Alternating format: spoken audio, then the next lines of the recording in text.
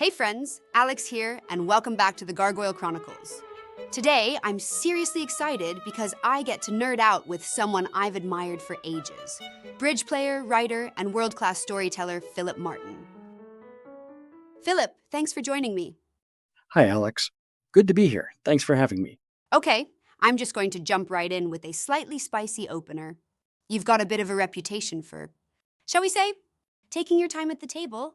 Some people call it methodical, some people just call it slow. How do you think about that reputation? Is it fair? Where does it come from? Fair. I'm not an intuitive player. I have to work things out. Years ago, friends would say, "Want to come over and play a hand of bridge?" They knew what they were signing up for. Ha! Play a hand of bridge is brutal, but relatable. I'm pro-thinking, just not the 7-minute tank on trick one. And honestly, being methodical can be such a superpower. Speaking of thinking, your article, The Huddle, is one of my all-time favorites. Can you tell the story of that hand, where you were, what triggered the huddle, and how you solved it at the table? Sure. That one may be my personal record. I was playing with Karen McCallum in a regional Swiss, last board of the last round, against friends. Good players, not world class, and, this will matter, avid readers of the bridge world. For the record, it was not for the win. We were on the leaderboard, but neither team could catch first. Oh, I love a last board drama. Even when first place is off the table, those swings still feel huge. And the avid Bridge World reader's detail is intriguing. Can you take us through the hand? Of course. The deal is on the screen.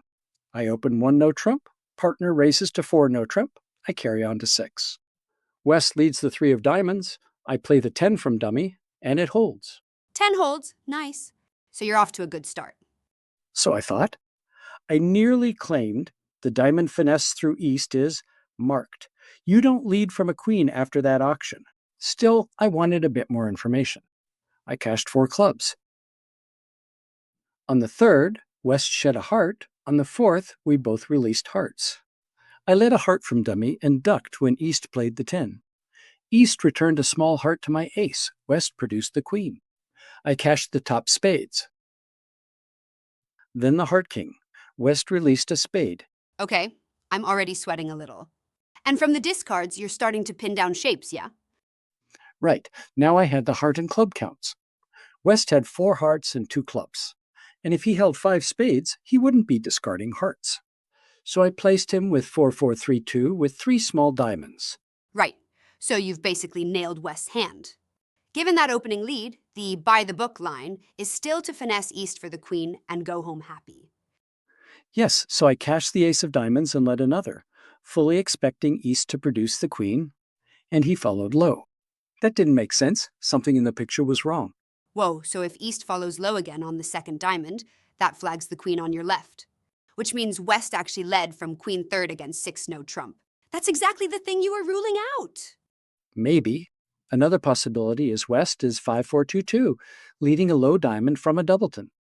People often false card leads against slams, so that was believable. But the heart discard was a serious red flag. If he knows I don't have 4 hearts, it might be a clever try. Discard from your 4-card suit, not your 5-card suit, and maybe I miscount. But he doesn't know my shape. For all he knows, I could hold this hand, in which case a heart discard simply gives me the contract. Right. The story doesn't add up unless West knows you don't have 4 hearts. And from that auction, he can't possibly know. Exactly. Yes, so I was caught between 2 can't-be-wrong inferences pointing in opposite directions. Leading from queen third with a safe club available seems absurd. Discarding a heart with 5-4-2-2 also seems absurd. Either way, I look like an idiot if I get this wrong. If I finesse and it loses, the postmortem is, really? You played him to discard a heart with 5 spades? If I rise and he shows out, it becomes, really? You played him to lead from queen third against 6 no trump? This was one I had to get right. So the stakes were high. This is exactly the kind of fork in the road that makes me want a timeout button. 2 can't be wrong inferences pointing in opposite directions. All right, take us into the huddle moment. What did you see? Body language, timing, the whole vibe that broke the tie for you.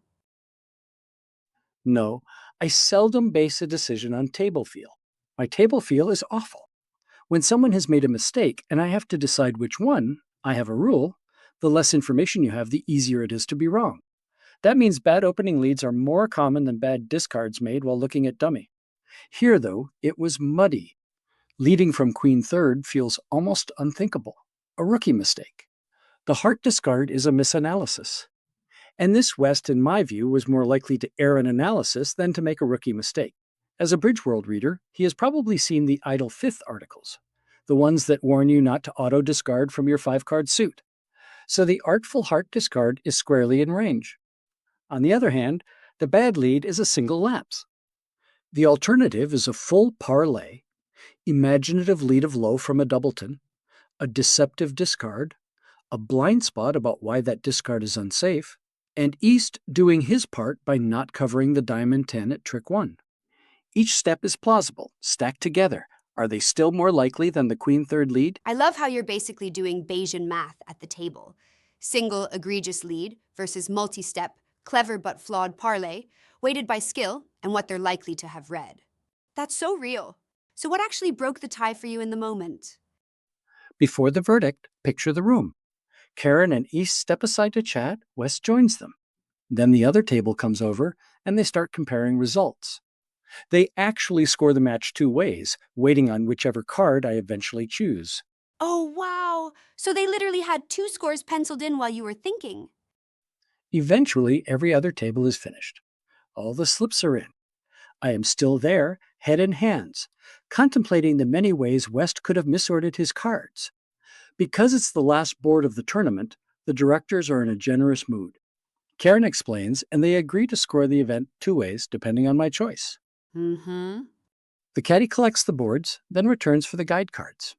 Custodians arrive and start folding tables and stacking chairs. They leave me 1 chair in the center of the room. 7 players and 3 directors are on the sideline, and I am the last person still playing bridge in an empty gym. Oh my gosh, the image of you as the last human in a folding chair apocalypse is killing me. So what finally nudged you off the fence? Was it a specific memory of West's style, or just the single blunder versus multi-step parlay math? I guess the table and cards are gone now. So, drumroll, which virtual card did you put on the virtual table, and what happened? Your turn first. What's your play? Take the finesse, or bang down the king? I'm tempted to plead the 5th, idle or otherwise. But all right, if it's me in the hot seat, I take the finesse. My weighting is, leading from queen third versus 6-no trump is just such a nope. With Bridge World readers, the anti-idle 5th heart pitch and East coolly ducking the 10 are both totally in range. That's a multi-step parlay, yeah, but it's the kind of parlay clever defenders actually assemble. An ignorant queen third lead feels less likely. So I'd lead a diamond and finesse East for the queen, and if it loses, I can live with being wrong for the right reasons. Your turn. How did you pull the trigger? In the end, the parlay convinced me. I stood up, walked to the director's table, and said, "King." One director sneered, "Congratulations, making 6. You came in third." Shout out to the director for the world-class sneer. How did Karen react when you finally said king? Karen just nodded, "Knew you would get there eventually." I mean, how is he discarding a heart with 5 spades? Ha! So you were right. You were getting no sympathy if you got this wrong.